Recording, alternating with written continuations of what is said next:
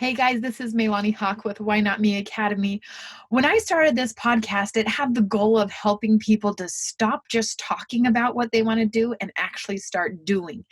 And when I think about that, I often think of my grandpa, who I still love and adore. He's passed on, but he was a man that always talked about seeing different inventions and say, oh man, I had that idea. I had that idea. I had that idea before somebody else went and stole the idea.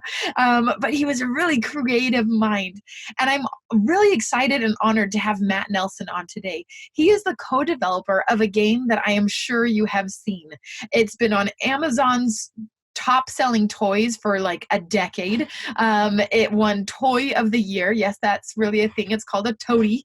But PERPLEXUS, if you've ever seen that ball that has a maze in it.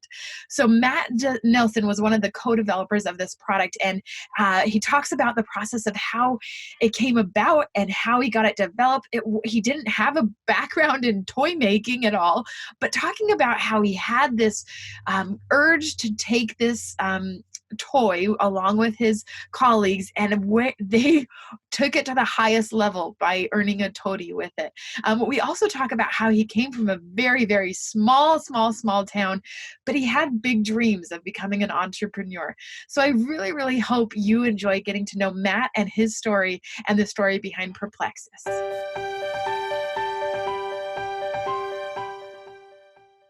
Hey guys, this is Melanie Hawk from Why Not Me Academy. I know I say this a lot, but I'm like uber excited for this interview because this is actually Matt Nelson, the amazing Matt Nelson, who is actually my brother-in-law and one of my great inspirations for being an entrepreneur. I remember when we were first newlyweds, we got married the same year. We married into the same family. And I remember having a conversation with Matt, and he has such an entrepreneur attitude that we were talking about different inventions, and we'll talk more about that in a second. But I said to him, I've got some ideas, but I don't really know. And he was so wise, and he said something super wise. And he's like, maybe he'll remember this and be able to tell like the quote that he probably tells everyone that's like, oh, I want to be an entrepreneur. And Matt was actually doing it long before I even knew that I wanted to be an entrepreneur. And, but he said something like, back in 1917 or something, somebody said something about how everything's already been created. So Matt, thank you for being here. Do you even remember that quote? I do. And thank you so much for having me. Very excited to be here. The quote, it was actually something that kept me alive early on because you know what? I thought that everything had already been invented and there's no opportunity out there. And I had read something that was said actually back in like 1919 or 1920. And Okay. so it gave me hope. I was like, okay, if they were saying this, 100 years ago, there's Yeah. still some chance and opportunity out there. There's always a way, Yeah. always a way. Yeah. And I cannot tell you, I mean, I don't even think you remember that conversation because it was like probably so in passing, but to me it like really stood out of, oh my gosh. Oh my gosh, what if there's really more things to be invented? What if I could really be an entrepreneur? And then I got trapped in regular 9 to 5 life and jobs and everything. But I always had that in the back of my head of Matt's done some cool stuff. And I know he's had ups and downs like entrepreneurs have, obviously, but like I am so proud to call him my brother, even if it's in-law, because I don't love the term in-law, but he's my brother. And I'm so glad to have him on. So tell me, Matt, you came from the small county of Emery County, Utah. Small town boy, but big dreams. Tell me a little bit about your background and how you got to be a part of PERPLEXUS. We'll start there. Okay, sure. And the honor is all mine, Lonnie. You know that I love you with all my heart. So thank you for those kind words, and I'll pay you later. So, but yeah, I grew up in a very, very small town called Farron, and it's in central Utah. And there's not a single stoplight. In fact, when I had people, friends or people from out of town visiting us, we would literally tell them, you have to turn left at the live bait sign. There was a house that had this sign that said live bait. I never thought that was funny. That was just like a fact until I got to like college and I had roommates making fun of me. And I was like, oh, I guess I am kind of a redneck hick, and anyway, so growing up in this small town, it was a very, tight knit community. Everyone kind of knew everyone or knew my parents or family and so forth. And so we grew up kind of exploring the great outdoors. I mean, my childhood was going out the door and yelling back to my mom, I'm going to the farm, my grandpa's farm, and I'll be back when I get back, and that's kind of what it was growing up. And so I had kind of this huge playground of just exploration and anything that I wanted to do. And so that was from my dad's side of the family, where the family kind of settled and grew up. And my grandpa had this farm. He worked incredibly hard to purchase it early on. And then I had another grandfather who lived about an hour and a half away, who started a business when he was in his younger years, and it was a furniture business. And he actually started it going door to door and selling one washing machine, and then taking that money and buying, another one, and then selling two washing machines. And I remember hearing these stories growing up of how he just persevered through all this stuff, like door to door, and then eventually had this huge building and wonderful furniture store in Richfield, Utah. And between the work ethic of both my grandfathers and my parents, I had this drive and passion to kind of follow, in this entrepreneurial spirit, of creating and doing and making something out of nothing, or just out of your own passion or desire. So that's kind of, I think, where my deep roots are or come from.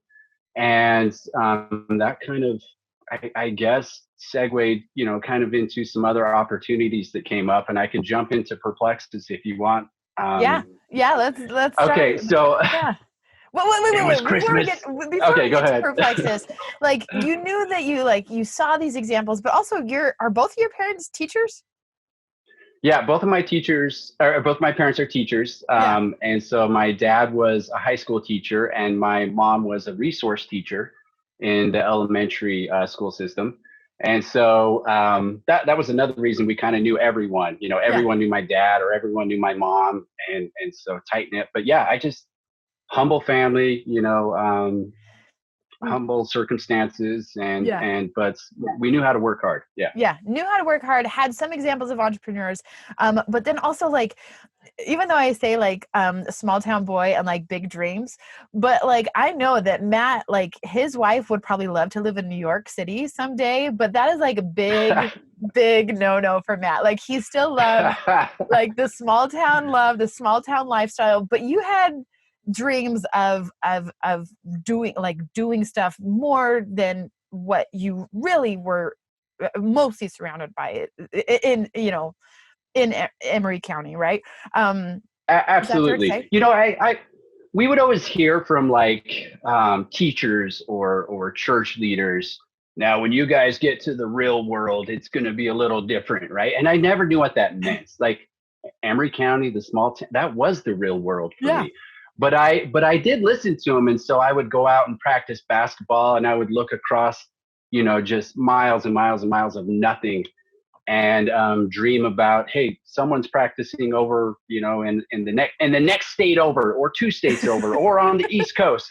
And Or I would wherever have to, there's a like, envision stoplight. this. Yeah, wherever there's wherever they have life. Yeah.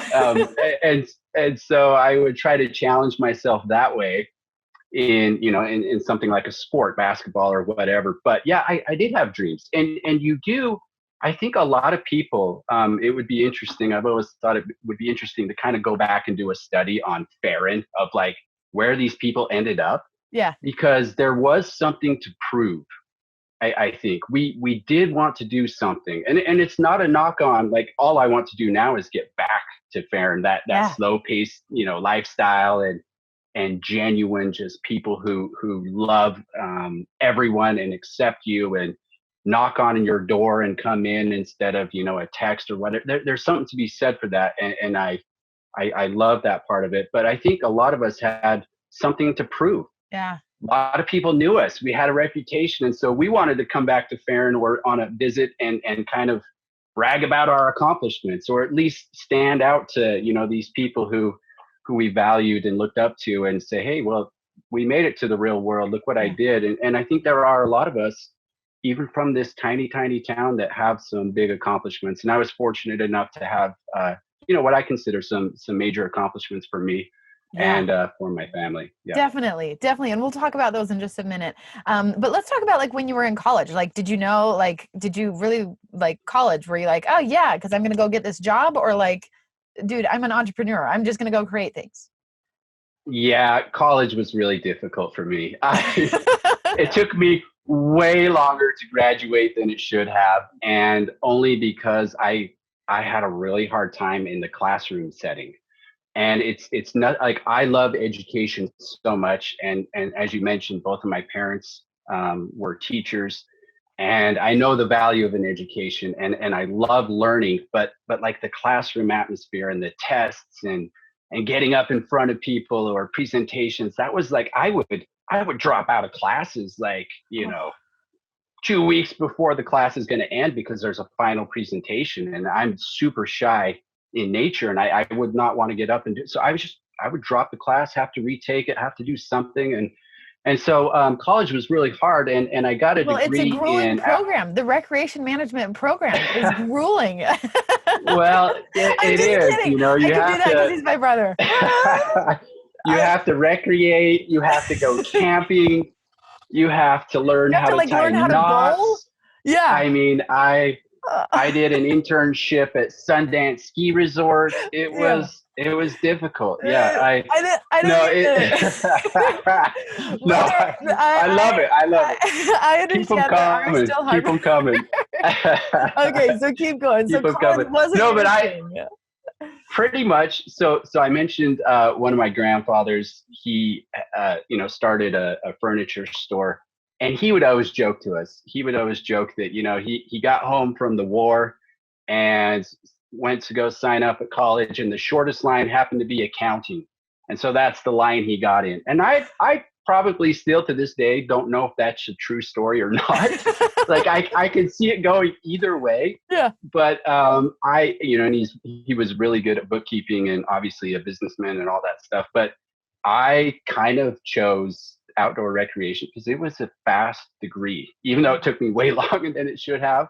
I kind of wanted to just get a degree under my belt. Okay, this sounds kind of fun and it's doable, and I can check this one off and just get on with my life. But I don't know if I ever had intentions to stay in that field specifically. Yeah. There's not too many different options. You could be a Yeah. park ranger, and as much as I wanted to wear short khaki, Dude, you'd shorts rock and those. a brimmed hat, Yeah. at Bryce Canyon, I decided that there might be some other opportunities too. So yeah, but I was glad I got that accomplishment or the degree, and it was a big thing for me. More than anything, it was like, okay, I can do this. I can do Yeah. something that I don't like, right? Yeah. And still survive and live. So Which is a huge, huge life lesson.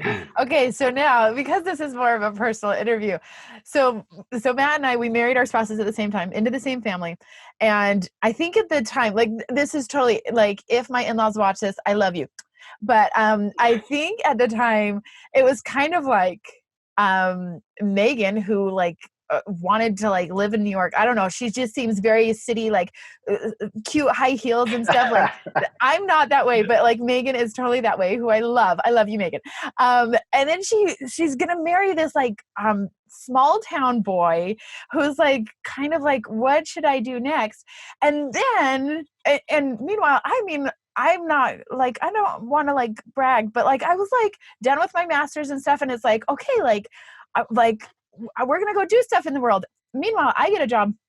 Matt, like, slow, maybe like not a slow starter, but like that might sound hard, but he like had this job, and it's like, I don't know if we're gonna last here. I don't know if we're gonna fair. last here.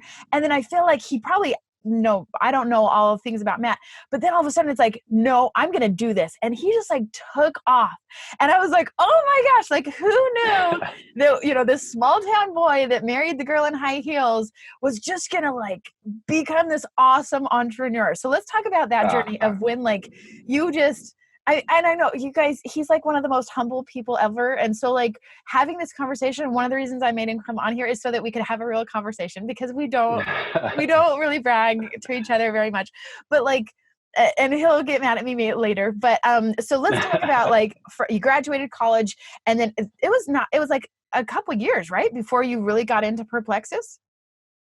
Yeah, it was. I had kind of bounced around different jobs, and I always knew and felt that these are temporary, right? I wanted to have my own business. I wanted to be in charge of whatever it was, and kind of, I don't know, create my own destiny. I know that sounds cheesy, but Oh, that's what I saw other people do. That's what I saw my grandpa do, and I knew it could be done. And I had, I think, the work ethic for it. And so, it was a couple years after that, after graduation and going through those things and a couple jobs. But we were, I kind of had a few things in place, or at least plans to follow through with. But then something kind of came up, and there was an opportunity, and it was, I think it was 2009, I want to say, somewhere around that time. We were at my parents' home for Christmas, and we were all kind of sitting around in my parents' living room, and we had finished, I think, opening up presents, and it was morning. Now, just so you know, each person in this room has a different version of the story. okay. I'm going to give you the true The version, real one. I want the real one, Matt. the real one. No, I do want to watch this on the big screen after this life at some point, if we Yeah. can have that opportunity. But anyway, I have three sisters who are all amazing, who my brother and I, tried to live up to. They're like these perfect sisters, and we ended up just giving up. We're never going to be as good as they are. But we have the middle sister. Her name is Christy. She had been on an adoption trip in China, not too long before that, and she actually took her two biological sons with her on this trip. So they have three biological, and then I don't know, like 24, 25 adopted. No, and then then they have adopted kids too with disabilities, and that's a whole other I want to have podcast for Christy you on. there. I'm writing that Yeah, note right now. she's amazing. She really is, and just, yeah. Anyway, you need to have her on. But her two biological sons went on this adoption trip, one of many. And during the trip, they went in. One of the sons went into a toy store, just a little random store on the street, and came out with a game. And he said, "Hey, Dad, can I buy this?" And so my brother-in-law Jeremy said, "Yeah, sure." And they bought it, and I think they played with it, while they're in China a little bit, and they ended up buying a bunch more, filled a whole suitcase full of them, and brought them home. And so they brought these toys down to Farron over the holidays, and we were all kind of playing with them, and it was really just fun and fascinating. It was something completely different. And someone said, we ought to we ought to try selling these here in the United States. And we were naive enough to think that this was a product that had actually been created in China, right? That someone had invented it. Yeah. And so it was something brand new to the US. Of course, there would never be a copy of something right over Right. there, and a knockoff or anything. And so we, so one of the moments you talk about, Lonnie, of actually, I guess, why not me? Yeah. And stop making excuses and actually do something. I think probably all of us have been in a situation similar, or very similar to that experience that we had. Hey, we should try doing this in the US, and kind of laugh it off, right? Yeah. Yeah.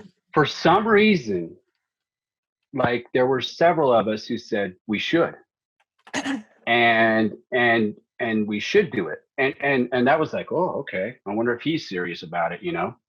And after that weekend, like the next week, we were having conference calls, and we were actually doing it.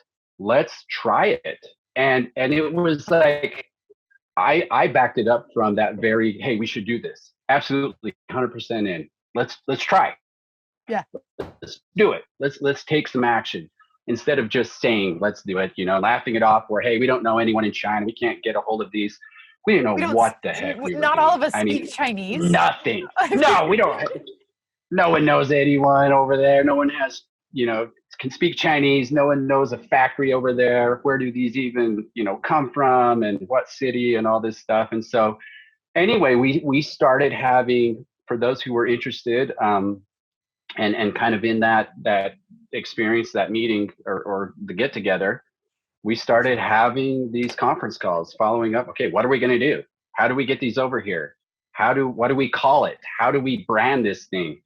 And it was like, I remember like conference calls late at night, calls on the weekend, Because you all all of had these other different things. jobs. We all had other jobs. I had the most time. So I put in, pennies compared to what other people were putting in. And it wasn't a lot of like working capital to begin with, but we all contributed something to get it going. And I remember like Megan, she was still going to college, and we were like, we don't know what to do, but she would schedule these little free meetings with her business professors and go and ask all the questions that we were telling her to ask, right? Ask them this, ask them this. And for the longest time, we just didn't quite know what to do until finally one of those professors told Megan, like, well, if you guys really believe in it, you should try ordering, 1,000 units and have them come over here and see if they sell. And it was probably, what we needed to hear. And we were kind of excited, but we were also like, I think we knew we were at that point, but scared, to take that next step and put a bunch of money into it, even though it wasn't a lot overall. It was a lot to each one of us.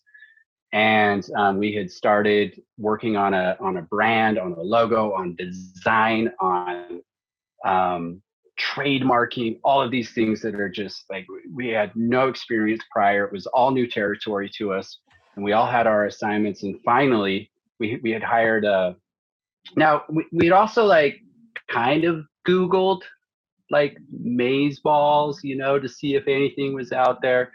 And we probably didn't do a great job of really trying to find out about like if this product had ever been, had an existence prior to us. Yeah. Because we probably also didn't really want to know the answer if it had been out there. We're going to be so much bigger than that. Nobody will even remember. Yeah, exactly. But Trademarks, we did. copyright, blah. I know, right? Yeah. So we did Google though, and I remember doing it the first time. And I was like, oh, thank goodness I didn't find anything on this, and I kind of had a little bit of peace, but I probably could have done a little bit more, as could have the other members and partners. But anyway, not to get too long-winded here. You're good. The night before we were placing our order with a factory, who this factory happened to claim that, yeah, it was their concept and they had all these patents on it, and we just simply need to order from them. The night before that, our graphic designer, or the guy who we hired to do kind of, help us with our logo and packaging, called us and said, hey, you need to look at something I just found on the internet, online. And we were actually together. We were like, I was with my brother-in-law, and we pulled it up, and my heart sank. It was a product called PERPLEXUS, and it had already existed. It was, invented by some guy out in California, Not China. Northern California, not China. And, all of this stuff, and it had kind of gone through a couple different companies. There was a little history on it. And we just all, kind of went silent. Like, we were done. We were dead in the water. Yeah. Like, I honestly thought this was it. We just wasted a lot of time, but we have to move on. And too bad, we had a good run. That would have been really exciting and all this stuff. And so my brother-in-law, Jeremy, he found whoever this inventor was, he found an email for him, an email address. And he's like, well, I'm going to give it a shot. I'm going to email Michael McGinnis is his name. And lo and behold, the next day he had a response from Michael McGinnis. And you think like, man, these inventors or these other people, they wouldn't give anyone the time of day. And Michael, one thing I learned with Michael is, and I've come to just truly admire him. He's one of the most genuine people I know on the face of the planet. He's just so, he's a role model. He's everything and just the most amazing guy in the world. But he always responds to people and he always gives and sacrifices his time, and he did with us. And he responded to Jeremy and said, hey, yes, I am the inventor, and you need to get in contact with a co-inventor of mine, Dan Klitzner, who happens to be the inventor of Bop It and Hyperdash and all really? of these big name, products. He's kind of a legend in the toy industry, and also equally one of the most incredible guys that I know. Um, he has an incredible moral compass, and he's always looking out for everyone and their best interest. And so these two guys, I mean, it couldn't have happened better for us for them to kind of give us a chance. And so anyway, long story short, we contacted Dan and on the phone, and he's like, wait a second, who is this? And we're telling him, well, it's Jeremy and it's Matt, and we're from Utah, and we've been working on this concept, and apparently it's your product. He's like, wait, hold on a second. You know James and Brian, right? And we're like, no, who is this? And he said, no, James and Brian from Utah. They just called me, a couple weeks ago too. And Couple and weeks ago. we're like, yeah, we were like, we have no clue who you're talking about. He's like, no, you have to know them. They're from Utah. You're from Utah. Anyway, all kinds of confusion going on at this point. Yeah. And when this happened, I remember when I was I was thinking to myself, who leaked our idea? There will be hell to pay. Like, Darn I him. was so mad that someone in our inner circle Yeah. had gone behind our backs and like started down this road, this direction with PERPLEXUS on their own, right? And contacted the inventor themselves or something. So I was literally going through our group, who would leak this? And was it this person or that person? I Was it Milani? it Lonnie? Gosh, idiot, Lonnie. No, but it just so happens that there were two guys in Utah, of all places, like Salt Lake City. Well, actually, like Layton, and so only 20 minutes away from some of our partners, and that they had found a similar product. One of their sons had found a product in Taiwan while serving a mission for the LDS Church, and sent it home from his mission. Said, "You guys got to check this game out. It's really Really? cool." And so they had gotten a hold of one of these things, and were like, "We should do something with this," And so simultaneously, Too many there were inventors and entrepreneurs in Utah. yeah, I know, right? Gosh, Utah, calm down. Yeah, they always want to be doing something.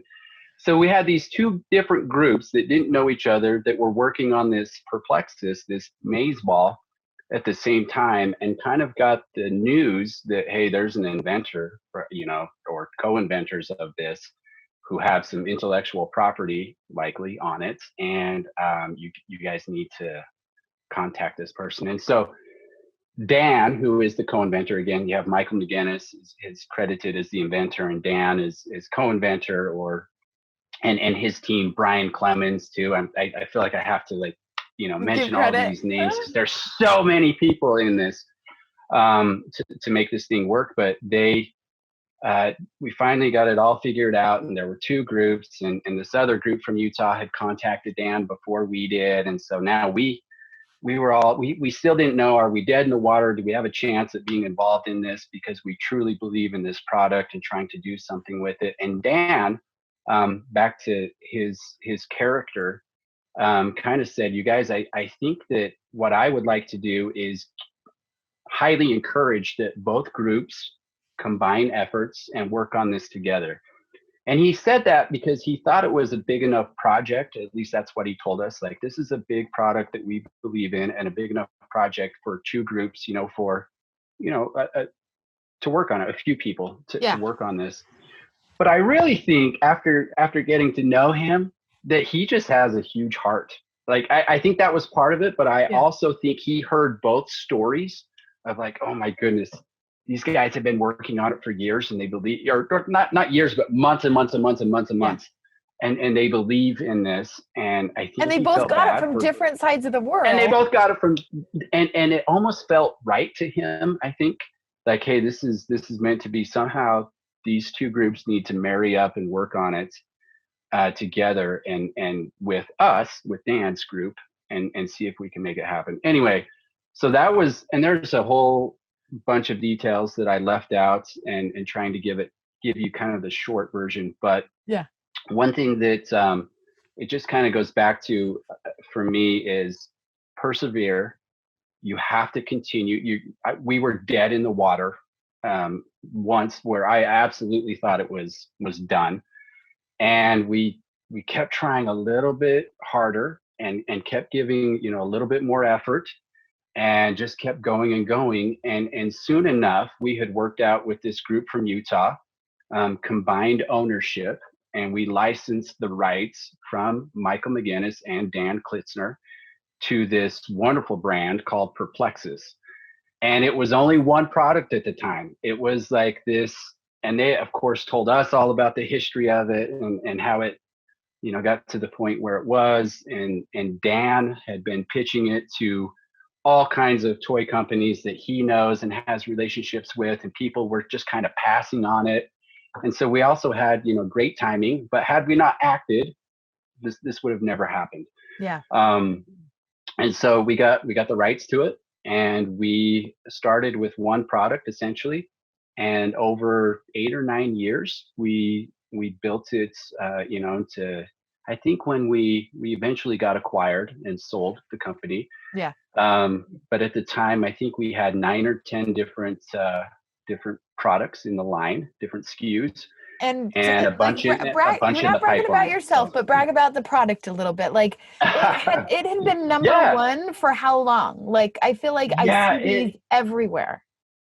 it was crazy. It just caught on, and a lot of it was grassroots marketing. A lot of it was just the product itself, and kind of what we did with it, because there was one version that existed, and we kind of brought a different version of it into the marketplace, and quickly built two more products around it. But it started showing up everywhere. Yeah. It was on, in women's magazines, and the best toy of, this holiday season, #1 on Amazon for I don't know how long. Um, it started popping up on TV shows. I Yeah. mean, TV shows that we weren't paying for. We weren't, paying for placement. It was like organically showing up. And I have a whole list of that stuff I should have printed off, and so I could rattle some of these shows Yeah. off. But it was just everywhere. And so one show that comes to mind, I have to, you may not be familiar with, but I had a friend actually text me one morning. This is like years, a couple years into PERPLEXUS. He texted me and he said, "Dude, Matt, I just saw your game on a HBO show, and they made a bong out of it." And I was like, "What?" And I was like, "You've got to be kidding me!" And so he like sent me a screen capture of Yeah. it, or something, and we started looking it up, and sure enough, there was this HBO show called Silicon Valley, Uh-huh. and it's super hilarious. It's so funny. But they had, in their very first episode, like, one of the main characters converted our PERPLEXUS into a bong, and he's lighting it up. And of course, we're, from a conservative state, and Yeah. this is an educational toy, and it's winning awards for like autism and all this stuff. And what, and that's when we knew we made it, Lonnie. Oh When yeah. they turned that into a bong, we were like, okay, You didn't we're even gonna take know the all walks levels of of your life. creativity at the time. That is We were awesome. really, we were so worried in the beginning. Like, we had partners and spouses like, this is just not this.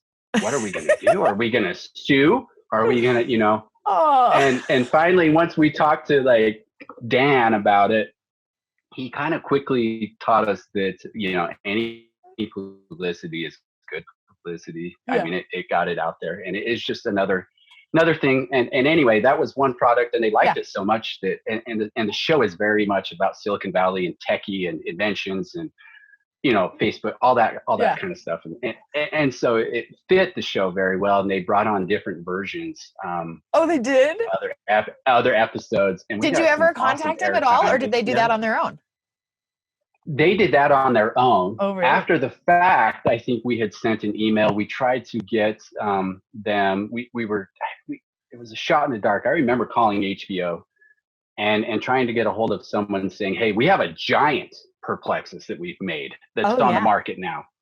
Don't you guys want that? Don't you want a giant bong?" I didn't reference the bong, but I did say we have a giant version of this that I Yeah. think would be awesome on your show, and we didn't hear back. And I think some of the other members, Dan and his contacts, I think they had tried to, but we Yeah. never got a giant version of it on the show. But that was one of many. I mean, it was everywhere. It was on Castle. It was on Yeah. New Girl. It was, I mean, just everywhere, and a lot of it organically. Some of it probably worked on or worked through one of Yeah. our distributors, but a lot of it was organic in the beginning. TV Oh, shows, Good Morning America, this, that. It just caught fire of this new type of toy that didn't have batteries. It was all self-contained. It was educational. It helped dexterity.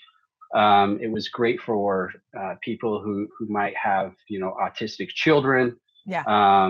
And so it was It's a so really, addicting. really neat It's so experience. addicting. Yeah, and one of the taglines was like easy to pick up, hard to put down. Oh, yeah. It's And like Pringles, man. I mean, it's once you start, you can't stop for sure. So, there'd be a okay. co-brand there. Yeah. Pringles and Perplexus. So, okay, so we kind of talked about your background. It's not like you were like, I'm going to invent something. That's not something that was necessarily in the plans, but it definitely became part of it. And I remember Yeah, that day. And when you like got I don't know, we did like smartphones weren't even that popular back then. I can't remember, but I right. remember we were like eating dinner together or something when it happened. And I just remember feeling so sad because you guys had put like thousands of dollars into this, and now it's like looks at back and it's like, oh, those chump change. But like I just remember like we were both newlywed struggling like college kids, and when that happened it was like, oh, you've already put so much time and money into that, like, I'm Yeah, so sorry. And like I thought, of course they're going to drop this, right? Like, of course they're going to be done yeah, with this. But I love that you didn't let that stop you. And I think as entrepreneurs or whatever you're doing, we have those why can't I do this moments, and then you take the jump and say, why not me? Like, I'm going to do this. exactly. And then when you hit those dead in the water moments, are you going to turn around and you turn back and be like, never mind, I'm going back to corporate America? Or whatever it is? Like, if you still are in corporate America, awesome, that's great. But whatever it is that you tried to do, don't just hit the roadblock and be like, because this thing became huge, which, by the way, I know it's called Perplexus, but back in the day when they were still brainstorming, I still like to call it Swervin' Mervin, because I Yay! feel like when Matt sent me the voting of what to name it, but apparently Perplexus worked well. I don't know if Yeah. Swervin' Mervin would have been as magical. Another thing that really stood out to me as you were talking is you have like surrounded yourself with geniuses and with an amazing team. How important do you think that was to your success? It was everything. I mean, and that's something I would highly advise anyone, or give suggestions to. Surround yourself. It's a little cliche to say, but with people smarter than you. But the people that we surrounded ourselves with truly were geniuses, and they had visions, they had experience, they had plans, and they had ambition. And I think you're only as good as those people who you surround yourself with. If you're surrounding yourself with someone who's mediocre, you're going to get mediocre results. It just so happened that other group from Utah, one of the partners that became full time in the first Perplexus employee, and I came on right after. Um, where we were actually dedicating all of our time to Perplexus. James Packer is his name, and he and I shared As I look back on it now, so fortunate, and I consider James one of those genius, types. We shared such a positive, enthusiastic energy Yeah. between us, where nothing was stopping us. Every idea, whether we liked the idea or not, of something that came out of my mouth or something that came out of his mouth, it was like, yeah, or we could do this, and we would one up each other, Yeah. and just kind of go and go and go. But you have to surround yourself with those types of people if you want to succeed, and I truly believe that. Otherwise, it is very difficult to maintain a positive attitude and to have that enthusiasm that's needed for these huge accomplishments. You're not just going to have these huge accomplishments and achieve everything you want to with a mediocre attitude or Yeah. a laissez-faire kind of a personality or whatever. You've got to have some ambition and drive and motivation behind that. And so someone who can share that with you is key, and was instrumental in, I think, what we accomplished with PERPLEXUS. Yeah. So in you mentioned in hitting that roadblock and what do we do? Dead in the water is like exactly how I felt, and it's a term I use a lot in talking business. And Michael McGinnis, the whole concept of PERPLEXUS began back in the 70s. I mean, as a student, where he was drawing mazes. He loved to draw mazes, Huh. and it kind of morphed into this thing of like, hey, how do we make this three dimensional? And so Michael would describe PERPLEXUS, or he would define PERPLEXUS as something that is very hard to describe or tell someone what it is. Uh-huh. And it's also very hard to describe or help someone understand visually. If you just looked at it, you almost get a perplexed look on your face, like, what is that thing? And he said the best way to understand PERPLEXUS is to just pick it up and start playing with it. Yeah. And he said, it doesn't have any language barriers. It's universal. There's only one rule: don't fall off the track. Yeah. But when you do, you get back on it. And to me, PERPLEXUS, and I think to Michael, I don't want to put words in his mouth, but he would agree. I know, with the personal relationship I have with him, PERPLEXUS is every bit a representation of our lives, and that's what it was for us. There are ups, downs, twists, sideways, different ways to look at things that you think are impossible. And by the way, I don't know if I've talked about what PERPLEXUS is exactly. I have a giant one behind me. It's just this tangled, beautiful mess of track and a ball, and you try to get through this maze without falling off of the track.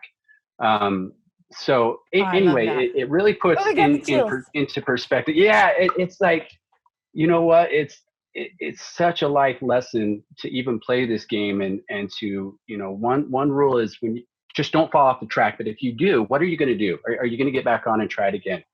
Now, there are so many different versions of PERPLEXUS that I could talk about, but some literally seemed impossible to me. Like, Yeah. this is way too hard.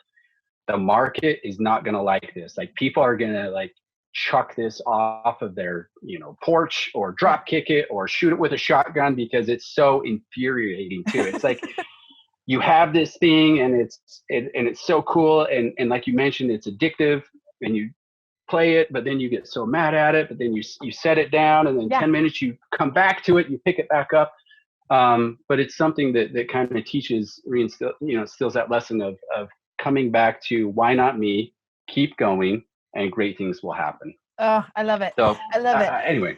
It's something that, to be honest, I'm terrible at, but I like to force it upon my children, because it does teach them, like, okay, they try and they fail, but then they get back up, especially when AJ, my son, for the listeners who don't know, AJ is one of my sons that's a cancer survivor. When he was sick and he wasn't speaking yet, again, but like, he could just sit there, and he was young, but at least he would kind of be into it, and I loved having him recognize that he would fail, but then he could start over. He would fail, and then he would start over. And this was like a part of his regrowth into being him again.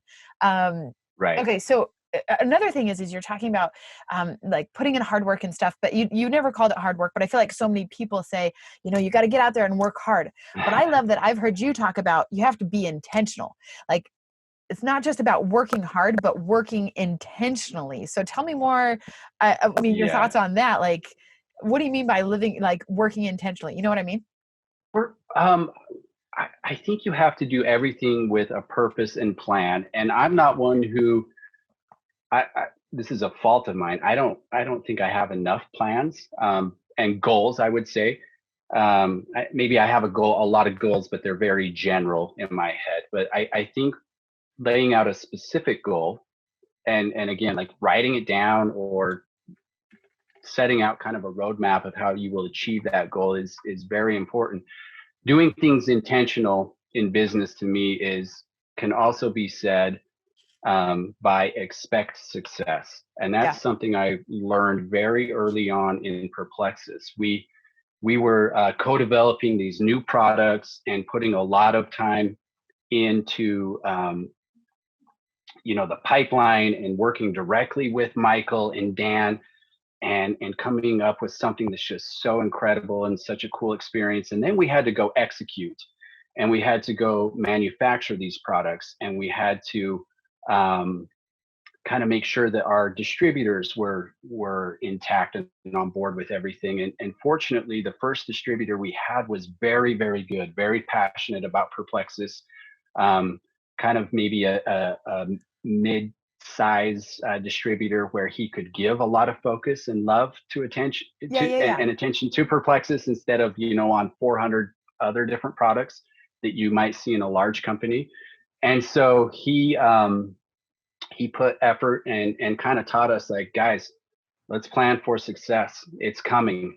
And we got to plan on selling millions of these. And so And that that probably shifted my sounded mindset too. crazy. Yeah, it Yeah. did sound crazy, but like I bought hook, line, and sinker. I You was were like, drinking the that Kool-Aid. makes Okay. that that makes so much sense to me and kind of just resonated with my personality type. Like you have to be positive. You have to expect success. If you act timid or have too many concerns or I mean, and it's important to weigh all of those things. You have to Yeah. do everything, you have to be calculated in everything that you do, but you also have to expect success to get that. At least Yeah. that's what happened in our circumstance. Yeah, I love that term of expect success, but also I think it's very similar to visualization or people who have a visualization Yes, board. yeah. And whether I can't remember Tony Robbins or maybe it was the Miracle Morning. I can't remember where I first found out about visualizations. And when I first read about it, I was like, okay, like my basketball coach used to make me do that and I still didn't make the WNBA. Like, you know what I mean? Like, so Right, I right. just really didn't buy into it. And maybe it's because as a high schooler, I didn't actually do like my visualizations or else I would have, dang it.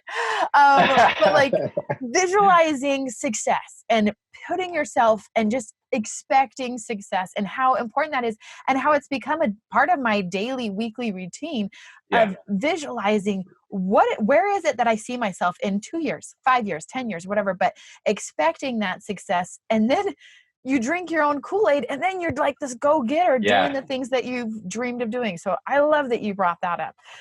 Absolutely. It's having confidence and just, if we would have gone into this in our first, dead in the water moment without expecting success or without as much enthusiasm as we had up to that point, we Yeah. wouldn't have survived that Yeah. that first hurdle, right? And so there will be hurdles along the way, but if you keep preparing for success and expect it, it will come. You may have to pivot, you may have to look at a different angle, just like Yeah. Perplex. I mean, that's something with Perplexus when you roll this ball around this track. What one of the special sauces of Perplexus is you play every piece of track or every obstacle twice for the most part. Like 99% of what's inside of Perplexus, you will play twice, but you'll play it in a different way or on a different side or a Oh, different interesting. angle. And that's something that I just bring right into the whole business mindset too. Like look at it from a different perspective, be creative, be innovative, and you can get through it. And I really believe that. And Wow. you know, Who it knew was that like PERPLEXUS taking was a so lesson from a product. It really is deep, and what? I hope that at some point there can be a book written about it, and I would love to, like, contribute, write a forward to Let's it or something, co-author or it. at least You I and could me, list Matt. out the Like this is chapters, gonna right? be Like awesome. 1, 2. I could probably handle that, right? No But kidding, right? both of them have been So there's spot on. Like I'm gonna start using them in yeah. my keynotes because both of those were so right on. Okay, so we're talking about expecting success, but seriously, you are one of the most humble people I know, one of the most grateful people I know. Uh, So how do you find that line, or why, being humble, being grateful, but also expecting success? uh, yeah, that's a great question. I look back on the whole Perplexus experience, and it's a fair question to ask. What if Michael McGinnis had not responded, to that email? What if Dan Klitzner had not given both groups the chance to team up and license the rights to Perplexus and go on to co-develop all of these, wonderful products? And so you have to stay humble, and I think by staying humble and being grateful, you remember to surround yourself with those great people, to include others to make great products and achieve your dreams and things like that. But there is that side, yes, where you have to, in the right moments, you know puff up your chest a little bit and say, I got this and I'm going to do it. And you believe in yourself and you have to move forward with that. And so somehow, yeah, you dig deep a little bit, you find that, I don't know, that confidence, Yeah, and try to, I mean, that's the only way these things work anyway. So yeah, it's, if you're going to do this, if you're going to, one of my favorite sayings is like, if you want that fruit, you've got to go out on the limb, and there's like no other way to do it. You have to take some risk, and you have to be confident, in doing that. Now, I'm not saying every idea and every invention out there is a good one.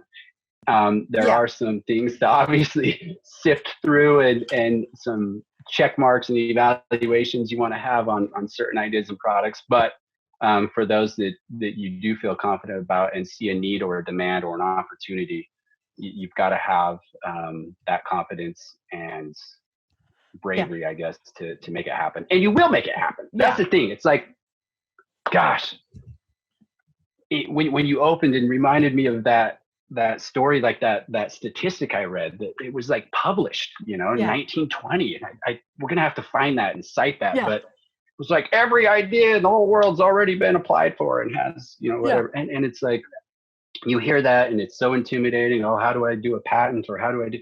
There's always a way, and there's always a way to create something and make it your own and make it, successful, if there's a demand for it. But there yeah. are certain things that you need along the way.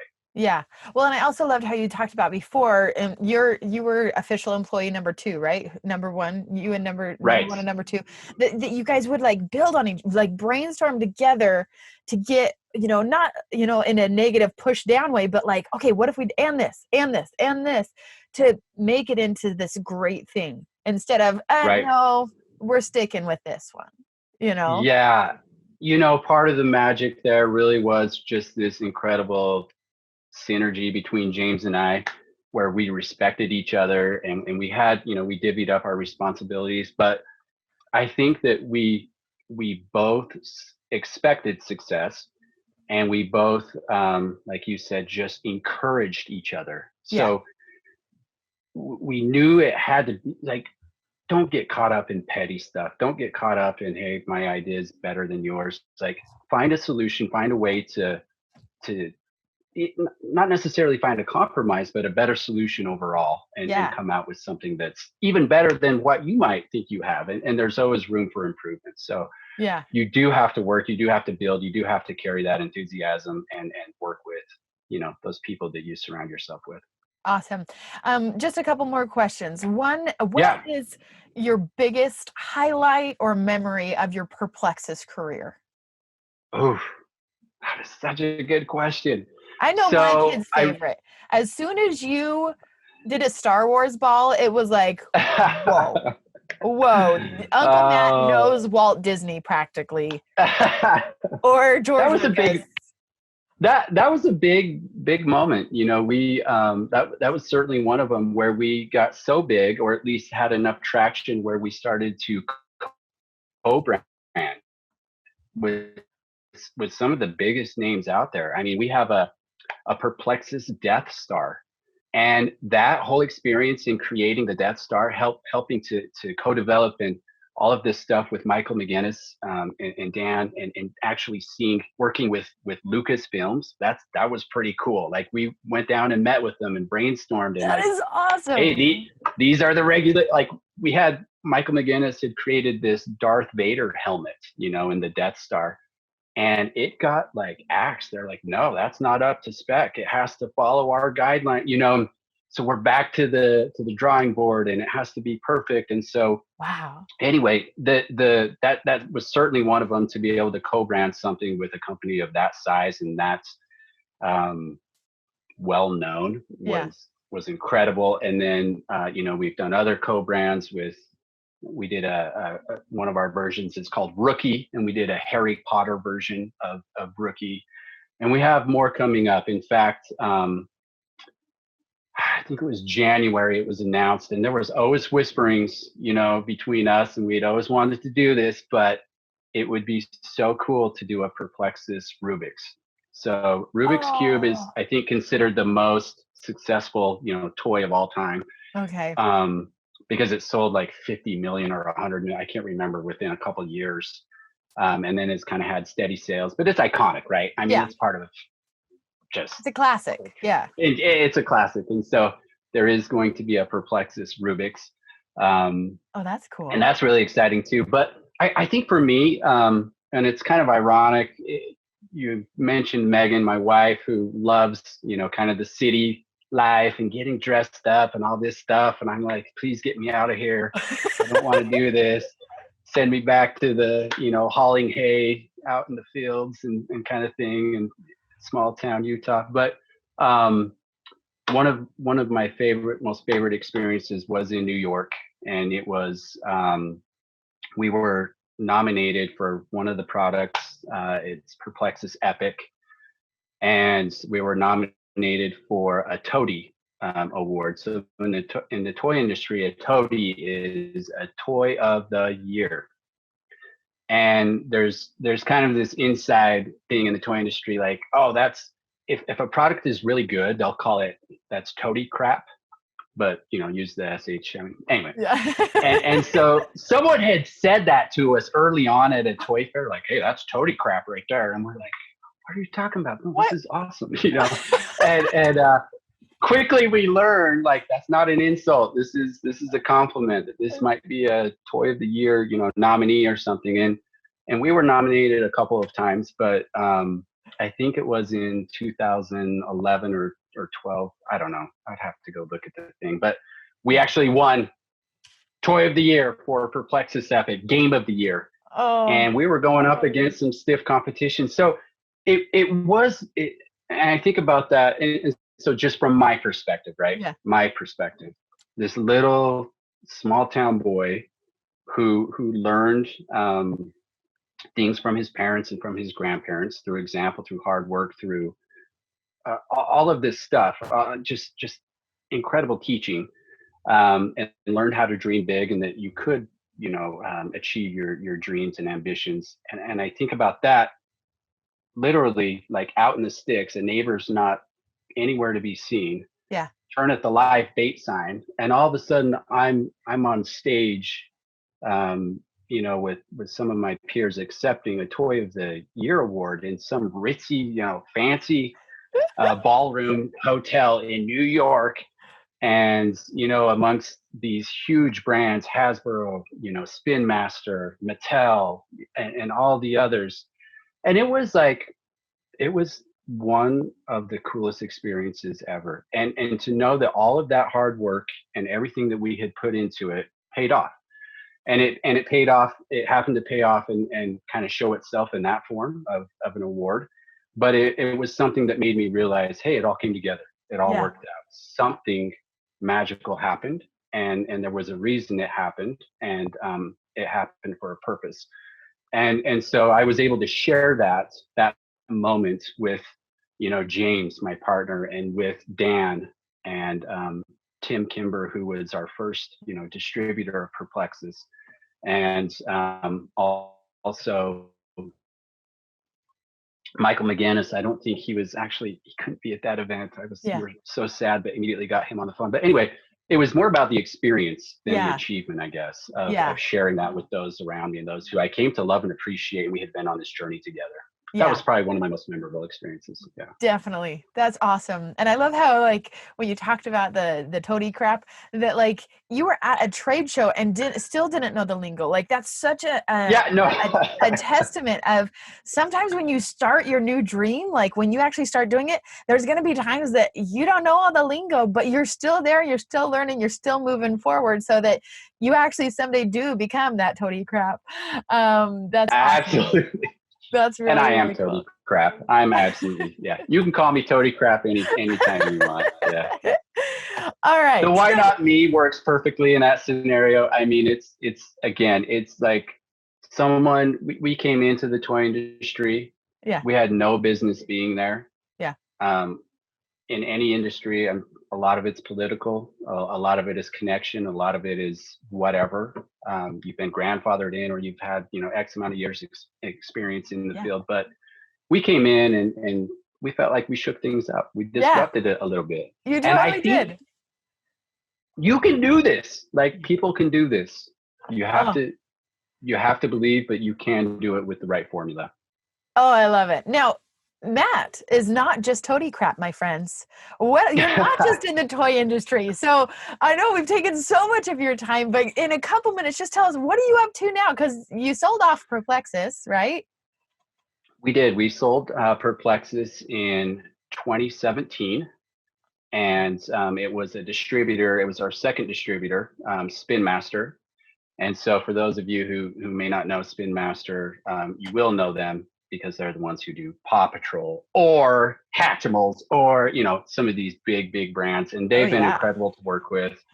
Fantastic, and we still kind of have ties there, um, and will for a few more years. But so after that, we kind of got into the audio industry a little bit. We had a connection, ironically enough, over in China who helped kind of oversee our manufacturing process. Um, he launched his own audio company and asked us to kind of help out on the distribution side of things. And so we got into that. That company was, I full on admit, not as successful as Perplexus.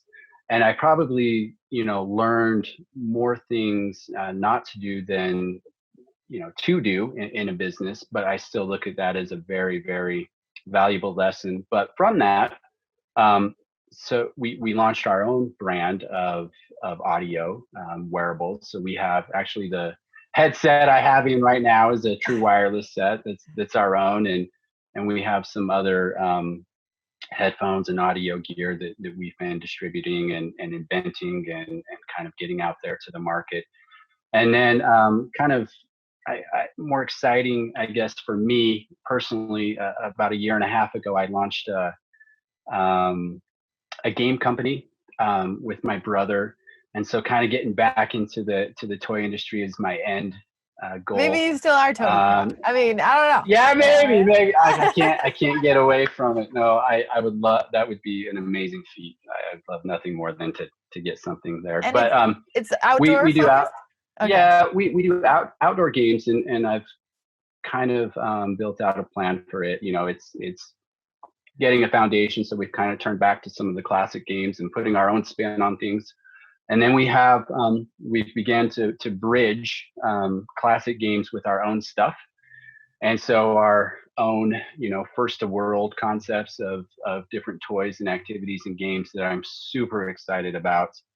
And we've got a lot of momentum going, and I don't know what's the future Oh holds, yeah. but I do know that the growth has been very, very exciting for us on that company, and just so excited for the opportunity and to get back once again to making something happen, right? Yeah. With that enthusiasm and positive attitude. So Oh, I love that. I've yeah, had a yeah. really good time talking to you.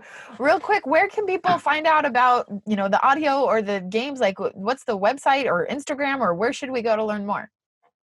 We should go to Meilani Hawk. Uh, what? Meilani Hawk. Oh, I am like, oh, wait, that's me. I hide. I do everything stealth mode. I was gonna say, so are they in Costco? Yeah, Are they I on go stealth Amazon? mode. So Where? if they want to,